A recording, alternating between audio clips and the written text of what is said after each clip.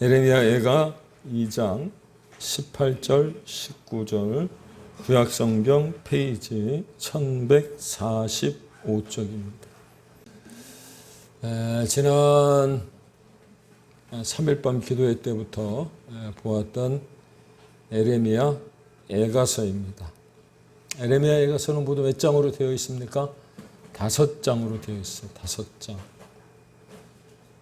그런데 분량이 또 장수가 그리 많지 않다 보니까 잘 모르시는 분들이 계시는 것 같아요.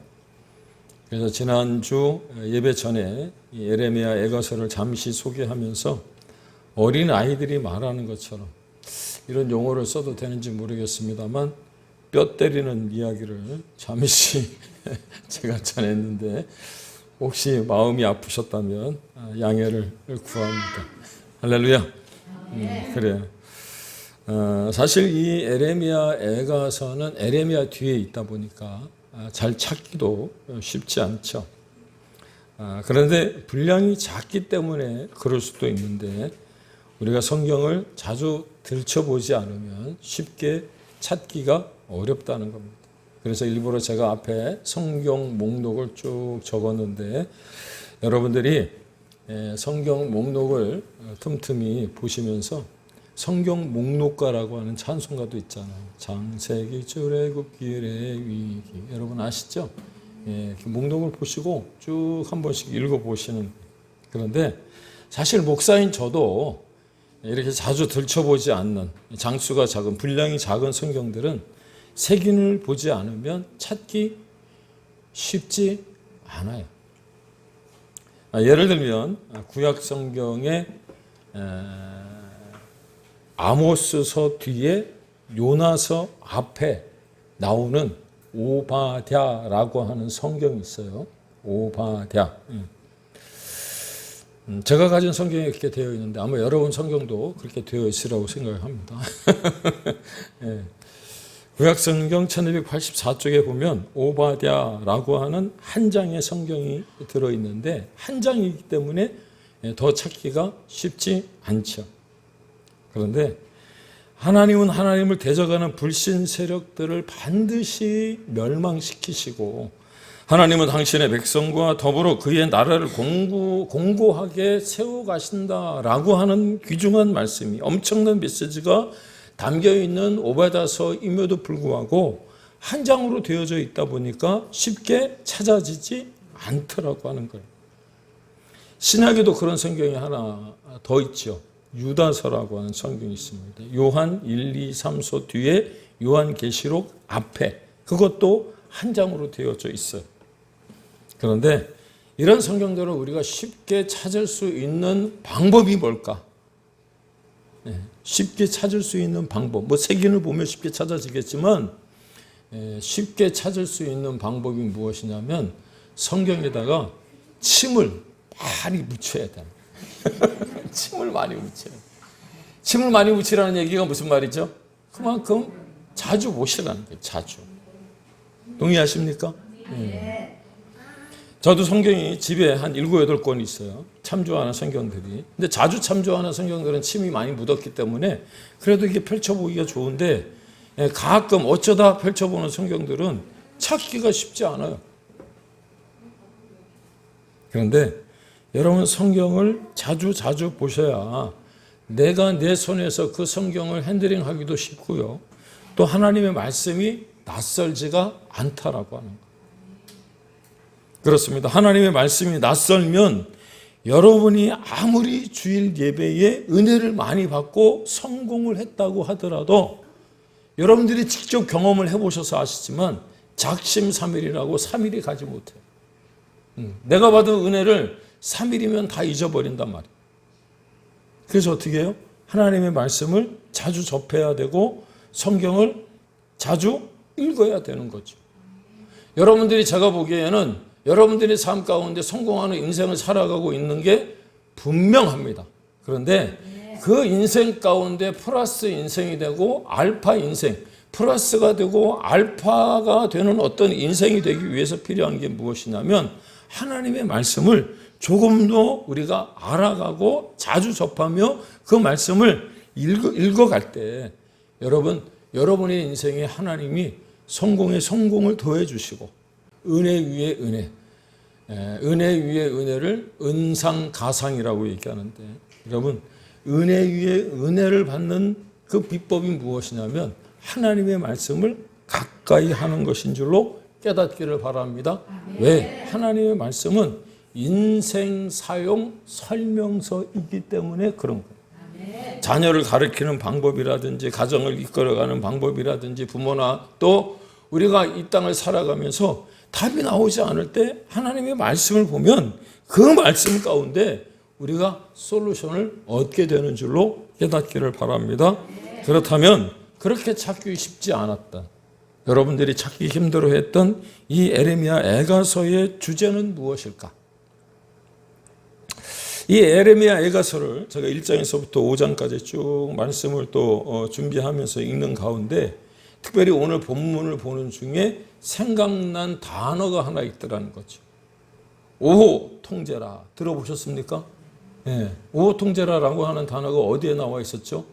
제가 중학교 2학년 때인가 국어 시간에 배웠던 조친문이라고 하는 챕터에 나와 있었던 글이 오호 통제라. 조친문 들어보셨나요? 한 번도 안 들어보셨어요? 저는 공부를 못했는데 그런 건 잘 외워요. 조친문. 근데 그 조친문의 첫 문장이 오호 통제라라고 하는 말인데 이 애가라고 하는 말이 그 단어와 동일하더라고 하는 거죠. 그렇습니다. 에레미야 애가서에 어찌하여라고 하는 단어가 에레미야 애가 5장 20절에 나오는데 어떻게 보면 핵심 단어예요. 그런데 이 핵심 단어라고 할 수 있는, 그래서 슬픔이 주제인 것처럼 보여지지만 제가 생각하는 에레미야 애가서의 주제는 슬픔이 아니라 슬픔. 믿습니까? 자칫한 인간의 슬픔이 본문에 담겨 있기는 하지만 그래서 애환이 있을지 몰라도 거기에 담겨 있는 하나님의 뜨거운 눈물을 발견하기만 한다면, 할렐루야, 잃어버린 기쁨을 본문 가운데서 되찾게 될 줄로 믿으시기를 바랍니다. 여러분 한번 기억을 상기해 보기를 원합니다. 이 에레미야 애가서를 언제 봤죠? 지난 수요일로 보셨나요? 아니요. 올 초에 봤어요. 올 초에. 갑절의 믿음, 갑절의 축복에 대한 설교를 하면서 애꿈 선교회의 올해 표고가 무엇이었느냐? 다시 복음으로 돌아가자. 옛적 같게 하옵소서라고 하는 말씀을 볼 때 에레미야 애가 5장에 나와 있는 그 말씀을 통해서 우리가 은혜를 받았는데, 여러분 살아계신 하나님은 광야에 길을 내시고 사막에 강을 내시는 하나님이신 줄로 믿으시기를 바랍니다. 그래, 에레미야 애가서에 담겨있는 주제는 슬픔인지는 모르겠지만 그 가운데 하나님의 은혜를 발견하기만 한다면 새롭게 하시는 그 하나님 경험하고 체험하게 되어질 줄로 믿으시기를 바랍니다. 징계와 심판 속에 그려진 고난을 이야기하는 것 같아도 하나님은 하나님의 백성을 향하여 회복을 말씀하신다. 믿습니까? 회복을 말씀하시는 거예요. 지금 내 형편은 내가 바라볼 때 정말 힘들고 어려운 것 같지만 살아계신 그 하나님의 그 눈동자는 여러분 우리를 잘 지켜보시고, 믿습니까? 그래서 우리가 회복되어져야 될 부분이 무엇인지를 알고 계시는 그 하나님, 믿습니까? 그래서 그리스도인들은 무엇을 이야기하는 사람들이냐면 절망 가운데서도 희망을 이야기하는 사람들인 줄로 여러분 깨닫기를 바랍니다. 우리의 삶은 그리 녹록지 않다는 거예요. 어렵죠. 힘들죠. 예전에는 다 같이 못 살았어요. 다 같이 힘들었어요. 옛날에 우리가 같이 이렇게 삶을 나누다 보면 그 보릿고개를 넘지 않은 분들이 한 분도 안 계신 것 같아요. 그때는 내가 가지고 있는 양식을 좀 나눠주기도 하고 내가 못 먹으면 같이 못 먹는 형편이었기 때문에 별로 비교도 되지 않았는데, 요즘에는 조그마한 것까지도 비교가 되는 세상이다 보니까 내 삶이 더 어렵게 느껴지는 거예요. 상대적 빈곤이라 그러잖아요. 네. 나는 여러분 집에서 한 34평 정도 사는데 34평 정도 살면은 큰 집에 사는 거 아니에요? 제가 34평 산다는 얘기가 아니고. 네? 근데 34평 살면 34평 사는 사람보다 조금 그 평수가 작은 사람하고 이렇게 비교를 했을 때 참 하나님 감사하다 이렇게 생각을 해야 되는데 꼭 43평 사는 사람하고 비교를 하니까 내가 어떻게 보면 못 사는 것처럼 여겨지는 거예요. 그러니 삶이 더 어렵죠. 더 어려운 거예요. 그러나 여러분 그 삶이 비록 힘들다 할지라도 하나님께 희망을 두면 우리의 삶이 그 가운데 은혜로 채워져서 감사로 여물어 가고 또 물들여 갈 줄로 믿으시기를 바랍니다. 그렇습니다. 그리고 그 가능성을 오늘 본문 2장을 지나 3장, 지난주 3일 밤 기도회에 보았던 3장의 이 에레미야 애가서의 저자라고 할 수 있는 선지자 에레미야가 뭐라고 적어놨냐면 이렇게 기록을 해두었더라고요. 보세요. 내 모든 백성에게 조롱거리 곧 종일토록 그들의 노랫거리가 되었다 할지라도 조롱거리가 되었다는 거예요. 비웃음거리가 되었다는 거예요. 스스로 이르기를 나의 힘과 여호와께 대한 내 소망이 끊어졌다 할지라도. 그렇죠? 내 형편과 처지를 보면 도대체 어떻게 살아가야 될지 도무지 답이 나오지 않으니까 낭망한 채 있을지라도, 그래서 내 마음이 그것을 기억하고 내가 낙심이 될지라도 그것이 오히려 나의 소망이 되었답니다. 믿습니까? 네. 이게 그리스도인들이란 말이에요. 하나님의 자녀란 말이에요. 낭만 가운데, 절망 가운데, 희망이 없는 가운데서도 희망을 노래하는 사람들. 믿습니까? 그게 바로 하나님의 자녀란 말이에요. 이 고백이 저와 여러분의 믿음의 고백이 될 수 있기를 예수님의 이름으로 축복합니다. 믿음으로 살아가는 것이 조롱거리가 되어지는 이 시대에 우리잖아요. 그래서 낙심이 된다고 할지라도. 지난주 월요일 화요일 날 사랑의 교회 한국교회 그 섬김의 날에 가서 이제 컨퍼런스 그 세미나에 참여해서 또 예배를 드리고 또 강의를 듣는 중에 제가 한 가지 안 게 있어요. 우리나라 섬이 난 그렇게 많은지는 몰랐네. 모두 몇 개인 줄 아세요? 우리나라 섬이 4,004개래요. 4,004개. 4,004개. 정말 많더라고요. 네, 난 처음 알았어요. 지난주에. 섬. 아니, 죄송해요. 발음이 정확하지 않아요. 섬이요, 섬. 네, 섬. 성이 아니고 섬. 네, 섬. 죄송해요. 섬이, 우리나라 섬이 4,004개고, 여러분 신안군에 가면은 1,004개의 섬이 있어요. 섬. 그거 아시죠? 1,004개의 섬. 그런데 최근에 섬이 하나 더 생겼대요.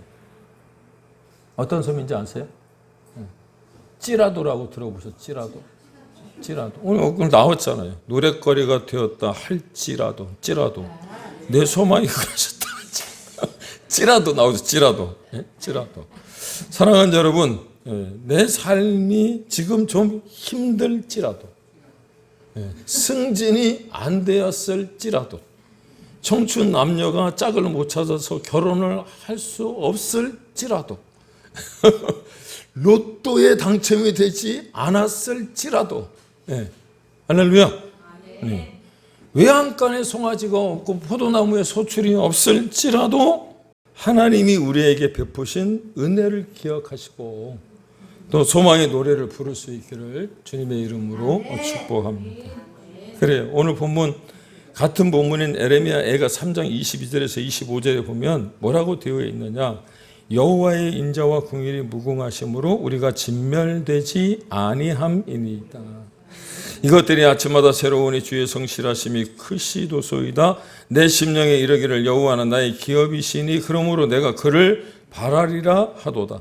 기다리는 자들에게나 구하는 영혼들에게 여호와는 선하시도다. 믿습니까?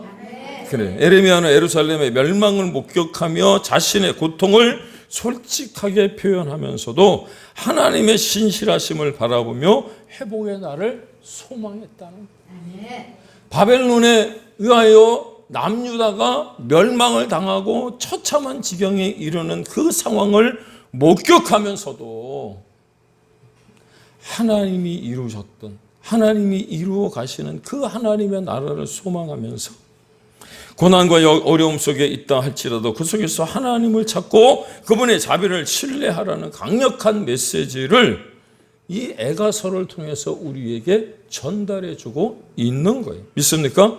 그렇습니다. 하나님은 우리에게 구원을 베푸실 전능자 하나님이시라는 거예요. 그럼에도 불구하고 아무리 생각해봐도 우리의 현실이 그리 녹록지 않더라고 하는 거죠. 이 땅에 펼쳐지고 있는 현실도 그렇지 않습니까? 경제적으로나 정치적으로나 정말 힘든 시기를 보내고 있는데 마치 본문에 적혀있는 남유다의 형편과 처지와 하나도 다를 바가 없는 것처럼 보인다는 거예요. 그리고 그런 오늘 우리의 현실을 직시하게 하는 말씀 한 구절이 본문 2장 15절이에요. 유진 피터슨의 메시지 성경으로 여러분들에게 소개합니다. 뭐라고 되어 있습니까? 지나가는 자들이 경각하며 제 눈을 의심한다. 예루살렘을 보고 눈을 비비며 머리를 절레절레 흔든다. 정녕 이곳이 가장 아름다운 것, 가장 살기 좋은 곳으로 알려졌던 그 도성이란 말인가. 개역개정 성경과 표현이 조금 다르긴 하지만 무엇이라고 이야기를 하느냐면 모든 지나가는 자들이 다 너를 향하여 박수치며 딸 예루살렘을 향하여 비웃고 머리를 흔들며 말하기를 그것이 온전한 영광이었느냐라고 이야기한다. 왜? 그 예루살렘 성 모두가 다 무너져 버리고 남유다에 있었던 그 백성들이 바벨론으로 포로로 끌려가는 어떤 그 모습을 보면서 안타까워 했던 거죠. 그래서 16절은 뭐라고 얘기하냐면 내 모든 원수들은 너를 향하여 그들의 입을 벌리고 비웃고 이를 갈며 말하기를 우리가 그를 삼켰도다. 그렇게 말하는 거예요. 왜 이런 일들이 벌어지고 있느냐면 그 이유는 다름이 아니라 영적 감각을 잃어버리고 살아가고 있기 때문이라는 거예요. 그래서 지난 3일 밤 기도회 때 말씀을 드렸지만 여호와 하나님께로 돌아가야 하는 줄로 믿으시기를 바랍니다. 마침 오늘이 종교개혁 기념 주일이 507년 전 마르틴 루터가 그가 섬겼던 비텐베르크 교회 정문 앞에 당시 부패한 로마 가톨릭 교회를 향하여 95개 조항을 항해문으로 게재하며 그가 바라고 기도하고 또 사람들을 모아 함께 그렇게 이야기했던 것이 무엇이냐면 순수했던 초대교회 신앙으로 돌아가야 한다고 말했다는 거예요. 뿐만 아니라 여러분들이 저 뒤에 있는 포스터를 보셨는지 모르겠습니다만 그와는 조금 다른 의미이겠지만 건강한 가정과 거룩한 나라라는 슬로건을 내걸고 교회가 사회와 함께 가고자 하는 의미를 담아서 이제 그 모든 것을 새롭게 하고자 연합 예배가 광화문 광장에서 오늘 오후 2시부터 5시까지 예상하기로는 광화문 광장에서 처음에는 시청까지라고 생각을 했는데 지방에서 올라오는 버스가 얼마나 많은지 처음에는 서울역, 그 다음에 용산, 그것도 모자라서 여의도까지 지금 생각을 한대. 왜 이런 현상이 벌어지는 거죠? 그렇습니다. 심판의 먹구름으로 둘러싸여 있는 이 나라와 민족을 보면서 먼저 된, 그렇죠? 절망 가운데서도 희망을 노래하는 그리스도인들이 모여서 주를 떠나서는 결코 안전하지도 않고 살 수 없다는 것을 고백하기 위한 모임이잖아요. 예배잖아요. 믿습니까? 그런데 오늘 설교의 본문인 에레미야가 2장 19절에서 선지자 에레미야가 우리를 향하여 거기에 동참하는 의미로, 아니 우리가 어떻게 하나님 앞에서 우리의 신앙을 고백할 수 있는지를 보여주는 말씀 한 구절을 적고 있는데 주를 향하여 손을 들지어다 라고 이야기하고 있더라고 하는 거예요. 오늘 설교의 제목이 주를 향하여 손을 들라 라고 하는 제목이지 않습니까? 그러므로 바라기는 우리 또한 이 시간 손을 들고 그분의 사랑과 긍휼과 친절하심을 경배할 수 있기를 주님의 이름으로 축복합니다. 아멘. 손을 들어 주님 앞에 찬양하는 거예요. 아멘. 그렇다면 사랑하는 여러분, 손을 든다고 하는 의미가 어떤 의미를 가지고 있을까? 제가 지난 노회 때에도 발언하고 싶은 게 있어서 의장, 노회장 그리고 손을 이렇게 들어서 발언권을 얻었어요. 손을 든다는 의미가 무엇입니까? 내가 뭔가를 이야기하겠다라고 하는 것 아니에요. 자신에게 발언권이 주어졌으면 하는 의미로 손을 드는 것 아니에요. 내가 할 얘기가 있다는 거죠. 뿐만 아니라 치열한 전동체에서 손을 든다는 말은 항복의 의미도 있기에 더 이상 공격을 하지 않던가 총을 쏘지 않는 것을 이야기하는 것. 손을 들었는데 총을 쏘거나 공격을 하면 그건 비겁한 행동 아닙니까? 이렇게 육신적인 의미에서 손을 드는 것도 매우 특별한 의미가 있는데 영적으로 손을 든다는 의미가 도대체 무엇일까? 그 말은 자기 자신을 포기한다는 의미가 있는 거예요. 믿습니까? 누구 앞에서 손을 드는 거죠? 앞에 보시는 것처럼 하나님 앞에서 손을 드는 거예요. 내 힘을 의지하면 여러분 손 올라갈 수 없어요. 오직 하나님을 의지하며 나의 힘이 아닌 하나님의 힘으로 그 모든 것을 드리겠다라고 하는 어떤 그 신앙의 고백이 있을 때 여러분 손은 올라가게끔 되어져 있는 거예요. 그런데 여러분, 우리는 왜 하나님 앞에서 손을 못 올릴까요? 아마도 각박한 현실 속에서 살아가려고 발버둥 치다 보니까 우리의 마음이 너무 무거워져 있기 때문은 아닐까요? 우리가 세상의 메마름을 다 알 수는 없지만 찬양을 하다가 은혜가 되면 하나님을 향하여 남을 의식하지 않아도 돼요. 동의하십니까? 체면 불구하고 손을 과감하게 번쩍 그리고 높이 들 수 있기를 주님의 이름으로 축복합니다. 그게 하나님 앞에 내 삶을 드린다라고 하는 표현이고 고백이에요. 물에 빠진 사람이 자신을 살려달라고 손을 들어서 살려주세요, 살려주세요. 그럴 때 어떻게 해요? 살려주세요!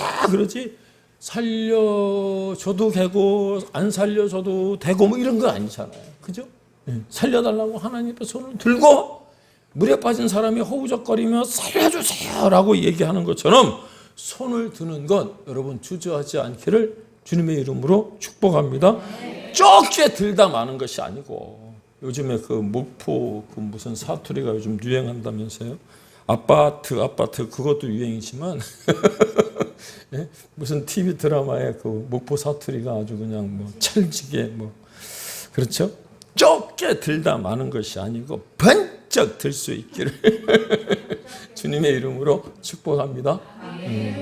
들다마다 조금 들어보고 마는 게 아니라 번쩍 드는 거예요. 그래서 우리는 수시로 무시로 주를 향해 손을 들고 우리의 영혼이 마른 땅같이 주를 사모할 수 있기를 예수님의 이름으로 축복합니다. 내 경험 앞세우고 사람 뺑 믿지 말고 하나님 앞에 두 손 들고 나가면 반드시 살 길이 열리게 되어지는 줄로 믿습니다. 그래요. 주를 향해 손을 들면 어떤 일이 벌어지느냐? 하나님의 도움을 받는 역사가 일어난다. 그래서 예배 시간뿐만 아니라 여러분들이 집에서 찬양을 할 때도 때로는 기도할 때도 여러분 두 손을 들고 하나님 앞에 기도하세요. 출애굽기 17장에 보면 르비딤에서 이스라엘과 아말렉의 전쟁이 있었을 때 숫자적으로 실력면이나 어떤 군사적인 면으로 이 이스라엘 군대들이 아말렉을 상대하는 것은 쉽지 않았어요. 그때 모세가 깨달은 게 무엇이었냐면 이건 사람의 전쟁이 아니라 영적 전쟁, 하나님의 전쟁이구나 라는 것을 깨닫고 산 위에 올라가서 손을 들고 기도했더니 여러분 승리하게 된 줄로 믿으시기 바랍니다. 그래 오늘 본문 2장에 보면 이스라엘의 이 모습은 절대절명의 위기 상황에 처해 있는 것을 보게 됩니다. 아니 지금의 교회가 바로 그때와 같은 위기에 처해 있는 것 아닐까요? 우리의 삶이 그런 어떤 위기 가운데 놓여 있는 것은 아닐까요? 대적들이 쳐들어와 예루살렘을 포위했고 위기에 빠진 교회들을 보며 악한 무리들은 의기양양하여 조롱하고 있다는 거예요. 지난 3일 밤 기도회도 여기 앞에서 기도하는데 밑에서 술 드시는 분들이, 약주하시는 분들이 취해갖고 고성방가를 그냥 찬송할 때마다, 그래서 그게 설교하는데 이게 다 들어갔어요. 이 소리가. 찬양을 하면 더 밑에서 소리를 지르네. 그래서 제가 맞불을 불러서는 안 되겠다 싶어갖고 그냥 조용히 기도하고 찬송하고 조용한 곡 골라서 함께 이제 우리가 그 예배를 드리고 갔는데, 여러분 이런 상황에서 우리가 할 수 있는 건 아무것도 없어요. 그런 시간에 내려가서 예배 드리니까 조용해 달라고 얘기하면 싸우자고 드는 것밖에 없잖아요. 그들을 위해서 그냥 기도해 주는 거예요. 근데 그 소리가 다 들어갔더라고, 설교 시간에. 그래서 선지자 예레미야는 백성들을 향해서 이렇게 외칩니다. 본문 19절입니다. 초저녁에 일어나 부르짖을지어다. 그런데 여기에 초저녁이라고 하는 말은 여러분 밤을 얘기하는 게 아니고요. 이스라엘은 밤이 어떻게 보면 무언가를 시작하는 시간.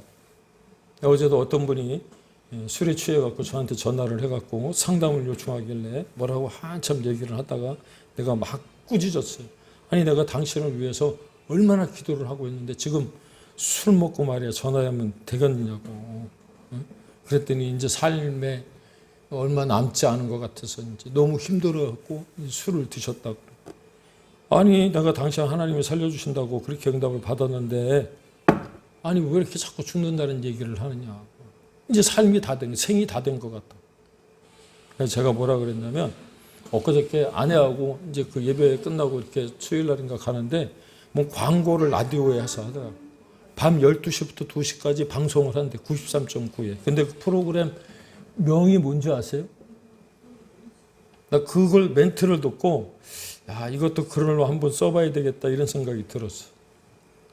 시작하는 밤이 시작하는 밤. 밤은 여러분 시작이 아니고 마무리잖아요. 하루를 이렇게 끝내는 거잖아요. 근데 시작하는 밤이래. 그 멘트를 듣고 밤은 여러분 고통스러워서 잠을 못 자갖고 힘들어 불면증에 와갖고 어떻게 해야 될까 안절부절 못하는 게 아니고 시작하는 밤이다 라는 이야기를 듣고 나니까 여러분 우리의 인생이 지금 혹시 밤이라고 한다면 하나님이 뭔가 시작할 수 있게 하려고 준비하시는 타임인 줄로 여러분 깨닫기를 바랍니다. 오늘 19절에 뭐라고 그랬어요? 초저녁에 일어나 부르짖을지어다 내 마음을 주의 얼굴 앞에 물 쏟듯 할지어다. 갓길 어귀에서 주려 기진한 내 어린 자녀들을 생명을 위하여 주를 향하여 손을 들지어다. 그렇게 말씀하시죠. 믿습니까? 네. 그렇습니다. 같은 본문에 에레미야가 1장 17절에서 말하기를 시온이 두 손을 폈으나 그를 위로할 자가 없었답니다. 그래 우리가 하나님 앞에 손을 든다고 할지라도 때로는 응답이 없을 수 있어요. 위로할 자가 없을 수 있어요. 그런데 같은 본문인 에레미야가 3장 41절에서 기록하기를 우리의 마음과 손을 아울러 하늘에 계신 하나님께 들라고 외치는 거예요. 왜 그렇게 해야 되느냐? 우리가 살 길은 하나님 앞에 두 손 들고 부르짖는 일뿐만 아니라 마음을 하염없이 눈물로 쏟아내는 그런 방법밖에는 없기 때문인 줄로 여러분 깨닫기를 바랍니다. 예수님의 이름으로 축복합니다. 그렇습니다. 우리가 살고 우리가 잘 되는 길은 하나님 앞에 나가 두 손을 들고 은혜와 긍휼을 구하는 거예요. 그렇게 두 손을 들고 기도하면 히스기야가 하나님 앞에 면벽하여 눈물로 기도할 때 그의 기도를 들으셨던 것처럼 그분의 백성들을 외면하지 아니하시고 그 든 손을, 그 높이 든 손을 붙들어 주시는 줄로 여러분 믿으시기를 바랍니다. 그리고 여러분들이 흘리신 그 눈물은 주님의 책에 다, 주님이 기록하시는 그 책에 다 기록되어질 줄로 믿으시기를 바랍니다. 주님은 나의 아픔과 눈물을 잊지 않으시고 기억하신다. 그렇다면 여기서 우리가 할 수 있는 질문이 하나 있을 것 같아요.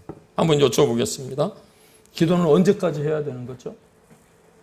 수시로 기도하라 그랬으니까 수시로 기도해야 되는데, 기도는 그거 어떻게 하셨어? 저기 써있네. 기도는 언제까지 해야 돼요? 응답 받을 때까지.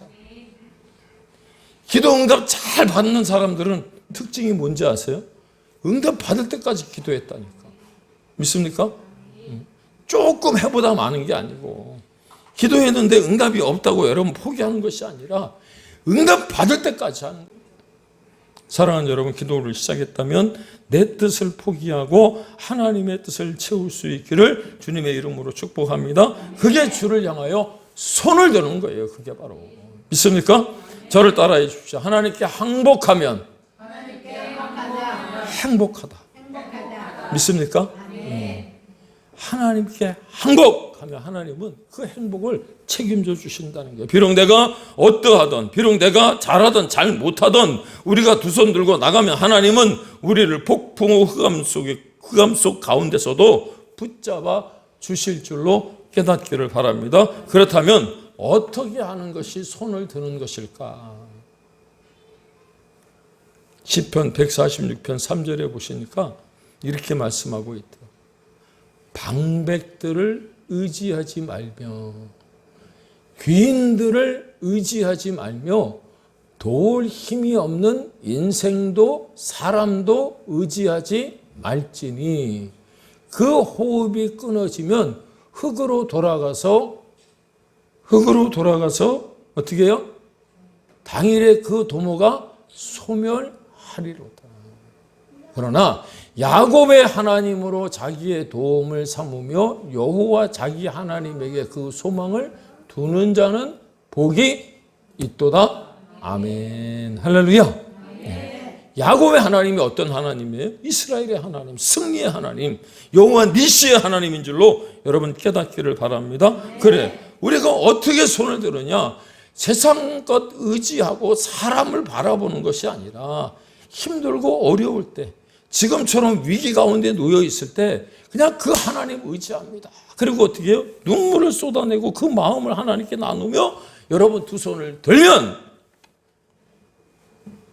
그래서 하나님 앞에 백기 들고 나가고 기도로 그 두 손을 들면 하나님은 반드시 우리의 삶 가운데 역사하실 뿐만 아니라, 여러분 내가 가진 문제 아무리 끌어안고 뭔가 어떻게 좀 해보려고 애를 썼는데 해결이 안 되는 것도 하나님이 해결해 주실 줄로 여러분 믿으시기를 바랍니다. 그래요. 지금 어떤 어려움이 있으신가요? 어떤 곤란함과 아픔이 있으신가요? 지금 여러분들을 힘들게 하는 것이 무엇인가요? 그 모든 것들을 다 하나님께서 그 앞에 두 손 들고 나오라고 하는 사인인 줄로 믿고 하나님을 향하여 두 손 들고 나아갈 수 있는 저와 여러분이 되시기를 주의 이름으로 축복합니다. 우리가 하나님 앞에 두 손 들고 나아갈 때 하나님께서는 우리 가운데 놀라운 역사를 이루어 주실 것을 기대하시고, 새로운 한 주를 살아갈 때 믿음으로 승리하시고요, 다시금 만난 그 하나님 놓치지 아니하고 오늘 받은 그 말씀, 그 은혜를 땅바닥에 쏟아버리지 아니하는 믿음의 종들이 다 되시길 주님의 이름으로 축원을 드립니다.